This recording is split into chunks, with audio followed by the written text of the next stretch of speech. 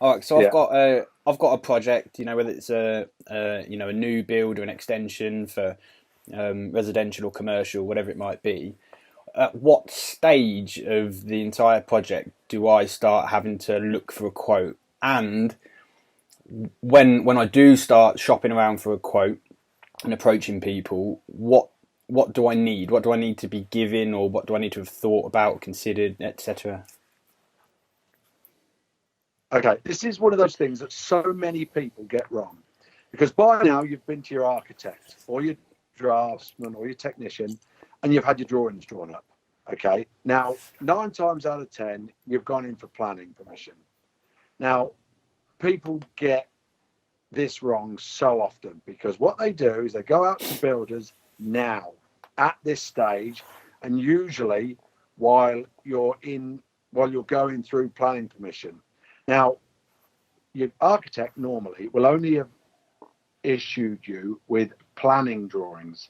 So in other words, they're drawings that are just enough to get you through planning permission or through a planning application, not necessarily what we would call working drawings or construction drawings, or better known as building regulation drawings. Okay.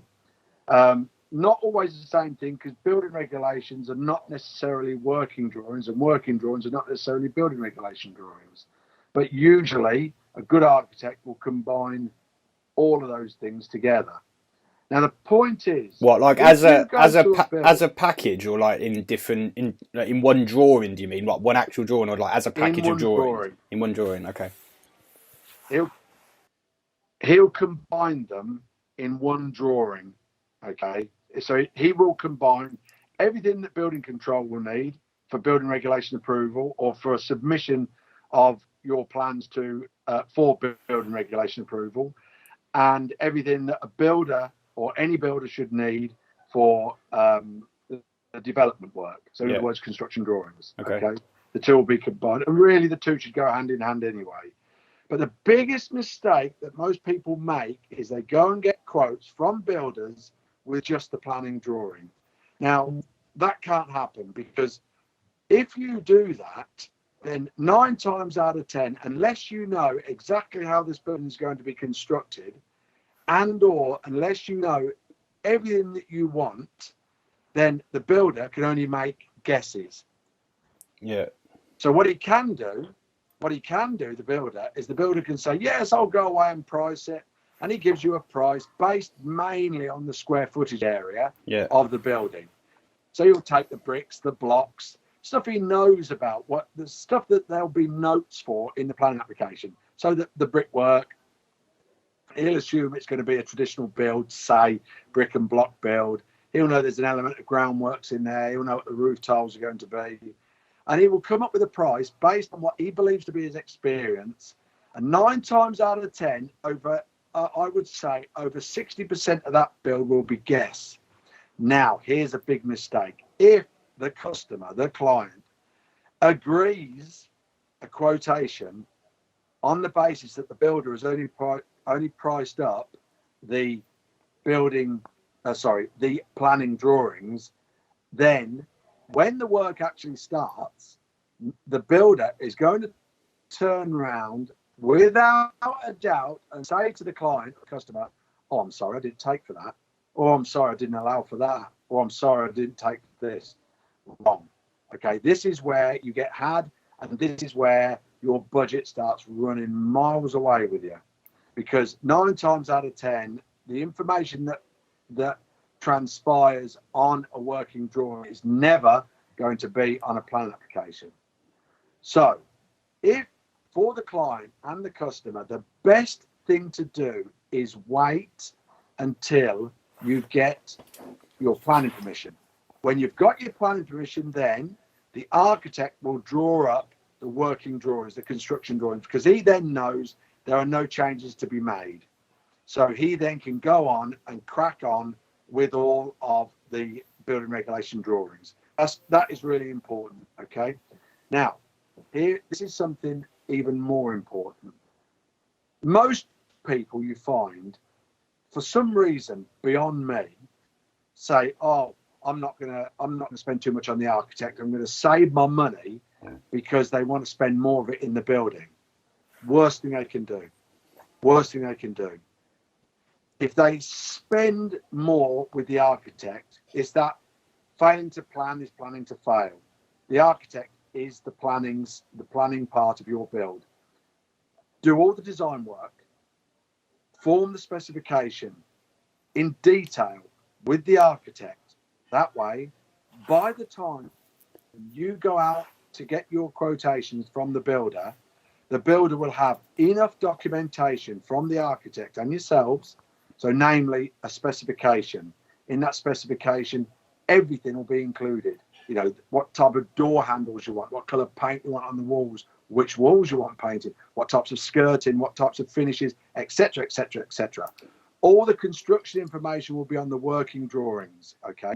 Spend time with your architect to go through this over and over and over until you can see this building, okay? So you've gone through everything. You've gone what type of floor tiles, what type of carpets, even if you're going to go down the carpet route, what type of wall tiles, you know, if you're going to have marble worktops, what type of kitchen, so that everything is absolutely included at the planning stage with the architect, okay? It will cost you more money, but it will cost you far less than not including this stuff, giving the plans and everything to a builder, and he turns around and says, I didn't include for that. Yeah. And then he's going to charge you extra work, extra. So the thing to do is get it all on paper first, so that you can then take this full package to the builder and say, price that. Yeah. And there will be no questions. And more importantly, there will be no provisional sums. Yeah. Now, just to explain a provisional sum is exactly what it says. It is a guess amount. So in other words, let's just say the builder puts in a provisional sum for the electrical works. That means he will have looked at the electrical works and he will have taken a best guess with his experience at what he believes the electrical work will cost. Okay, so he will say, I've allowed £2,000 for this work. Now, what happens more often than not, it's a clever move by most builders. What happens more often than not is they end up putting in a very low provisional sum.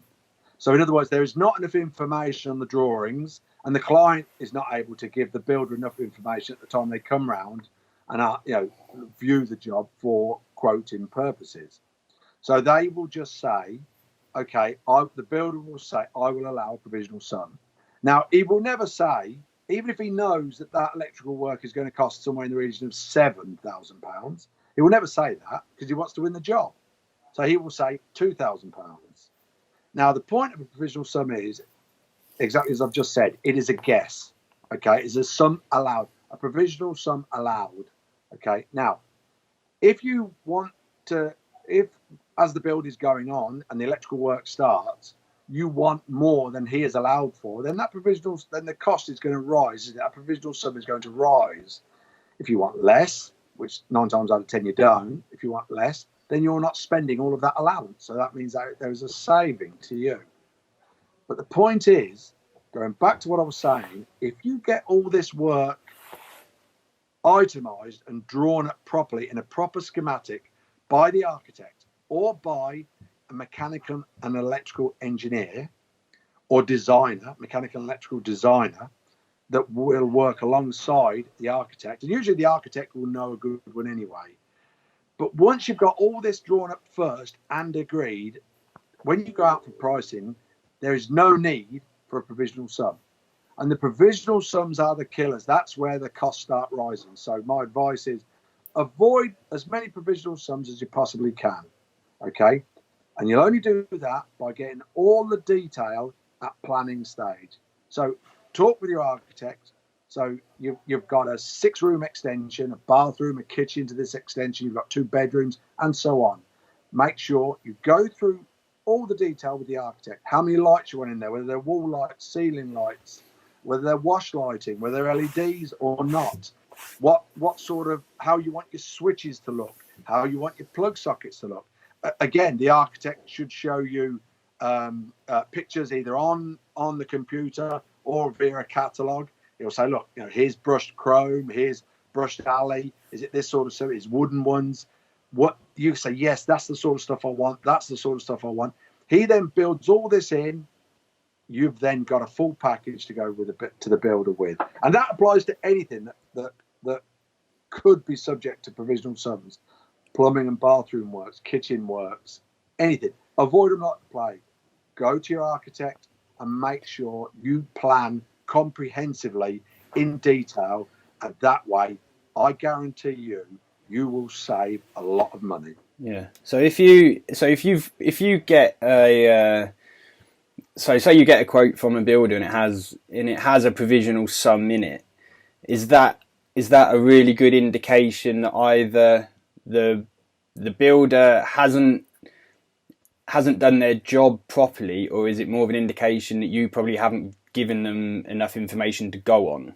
No, it won't be the builder hasn't done his job properly. It will be the only reason the builder will have given a provisional sum, will have offered a provisional sum built into his quote, and he has to itemise it and he has to show the fact it's a provisional sum, is because he hasn't got enough information to build up an accurate quotation for that element of work. Yeah. Okay, which is what I'm saying. Yeah. Go to your architect and make sure all that information is there. Yeah. So do you ever get a request for a quote, ask for a quote, and then rather than even giving them a provisional sum, would you just instead go back to them and say, look, I can't even put the quote together because I haven't got enough detail, and then request more detail? Or do you ever actually put quotes together that do have provisional sums in, but then outline it when you do? Yeah, well, quotes are offered. The opportunity for a builder to provide a quotation come in loads of different formats, but the most standard way is that a client will, by and large, approach a builder and say, "Can you give me a quote?" Depending on the timescale and depending on how much that builder will want that quote, it's not very often that he will come back and ask for more information. He will offer his quote, and the stuff that he hasn't got information about, he will offer a provisional sum. Yeah. So and then he will explain away, look, I couldn't price that bit accurately. I couldn't price your kitchen accurately, but I think it's going to cost you about £8,000. Yeah. Sad.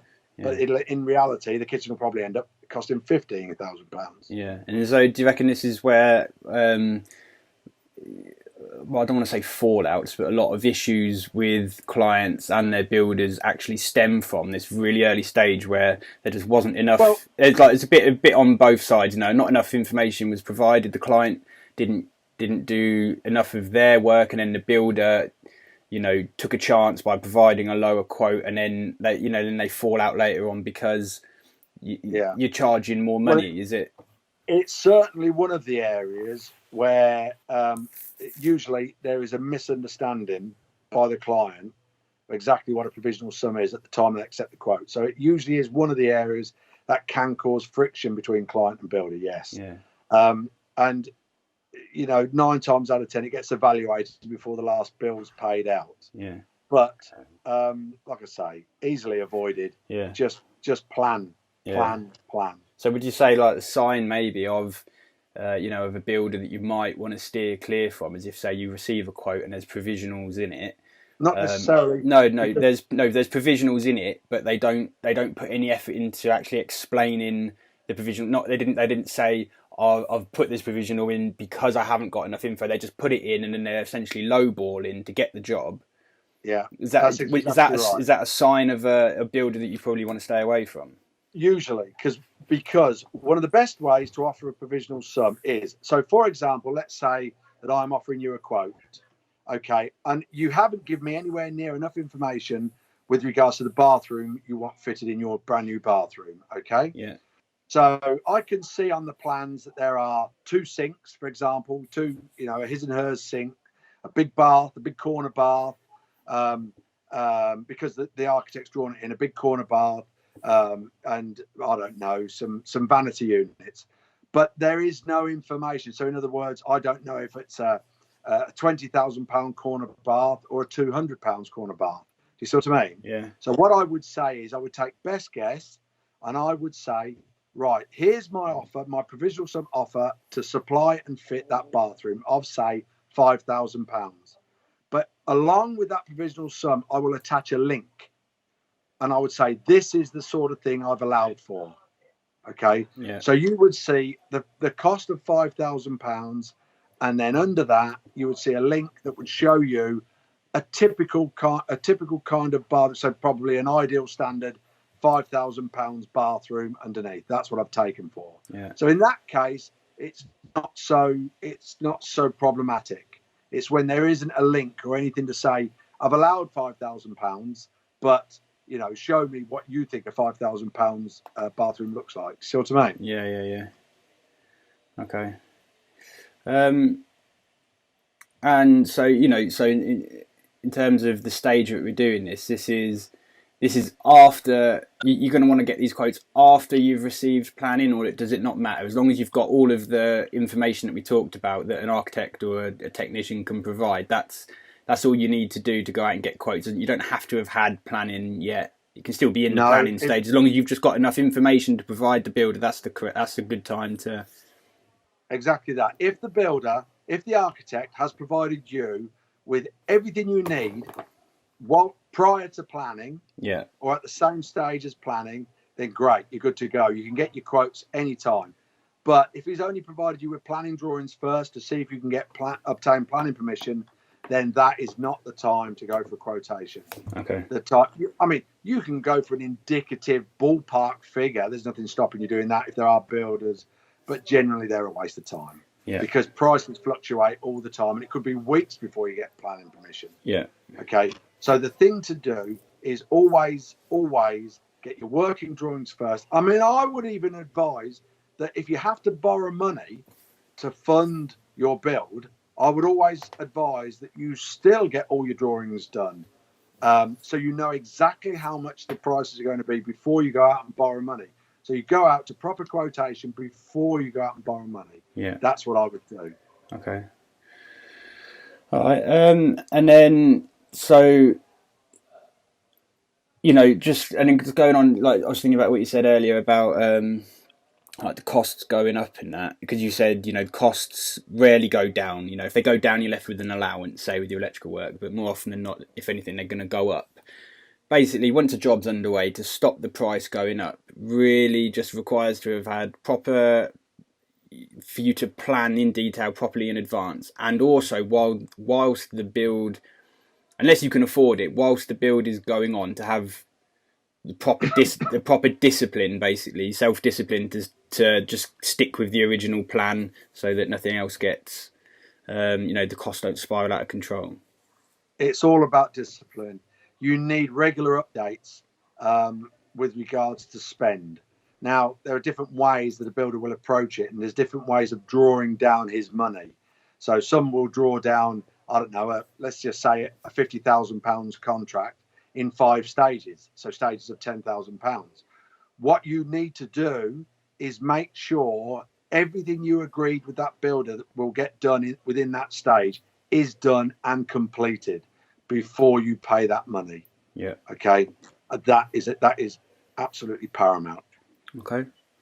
And then what does a quote look like in the sense of, I've given you all my stuff. What exactly is it? I know I receive a quote, but what does the quote look like? What's in the quote? Is it do you itemize everything? What does it? Okay. Is it an email, a bit of paper, a letter? How do I? No, a quote is always best. You should always ask for the hard copy of the quotation on a letter, on their letter heading. Okay. Yeah. You should always make sure that if they are a proper registered company, if they are a company. If not, that there are some records of their partnership or sole tradership. But then what you must always have is the builder must always itemize everything that he has quoted for. So, and on. So, for example, if you have provided the builder with 6 drawings and a specification, he should always itemize each drawing, given the drawing numbers. So in other words, I have sorry, in accordance with these drawings numbered blah, blah, blah, blah, blah, and your specification entitled and dated blah, blah, blah, the cost will be. Yeah. Okay. Within this cost, I have allowed for, and if there's works that have been discussed between the client and the builder that are not necessarily contained within the drawings and or the specification, then it's important that within that quote, the builder refers to that conversation. So he could say, further to this, I have included X amount in accordance with our conversation of this date, that date, requiring me, whereupon you required a quotation for, I don't know, 6 gold toilets. Okay, so everything that was discussed, you want to see back on your, back in your quotation in writing. The more that you receive in writing, the better you're going to be, and the better protected you're going to be. Yeah. Is it ever the case and if that they ain't telling them to fuck off? Go on. Is it ever the case? Is it ever the case where someone goes, here is the quote from one builder? Here's a quote from one builder. Like, you twat. I ain't looking at that. This is mine. This is going in the video. All right, yeah, no. Right, go on. So, is there ever a case? Does anyone ever come to you and go like, look, here's my itemised quote from builder A. Can you do better than this? Or does that ever happen? Does that work like that? Or is a quote confidential? Is it supposed to be confidential? To be honest, most quotations are confidential. If a client ever comes to me and say, look, here's my quote from A, right? if he ever says, here's my quote from A, and I can't beat it, I'll say, you better piss off and have him do it then, because he's a twat and I would never do it like that. So he's a toss. No, right, that's enough. This is going online. Yeah. All right. Yeah. Okay. Yeah. All right. And anything else? I haven't asked that you think's necessary to mention in the quote? Yeah, in regard to the whole subject. Yeah. Don't do tea breaks. Don't do tea breaks. All right. Lose too much money. Yeah. Yeah. All no, right. Everything's fine. So I mean, bit by bit, you can do. It can all change, can't it? Yeah. You see, quotes, Nino. The trouble is with quotes. Quotes are so varied. The way you offer quotes. I mean, if you're in a tender process, quotes are offered in a completely different way to what they are just a private person wanting an extension built. And when you quote directly for an architect, because there's another thing. Quite often, some clients would ask their architect to control the tender procedure. So in other words, they would say, look, could you please go out to 4 or 5 builders for quotations? The architect then would initiate the tender procedure, okay, with 5 different idiots. He would then initiate a tender procedure with 5 different, say 4 or 5 different builders. Yeah. He would go out to tender. He would dictate the terms of that tender. He or she rather would dictate the terms of that tender, and you would, as the builder, comply with the terms of that tender and offer your quotation strictly upon that basis. Yeah. All right. Cool. Okay. Yeah.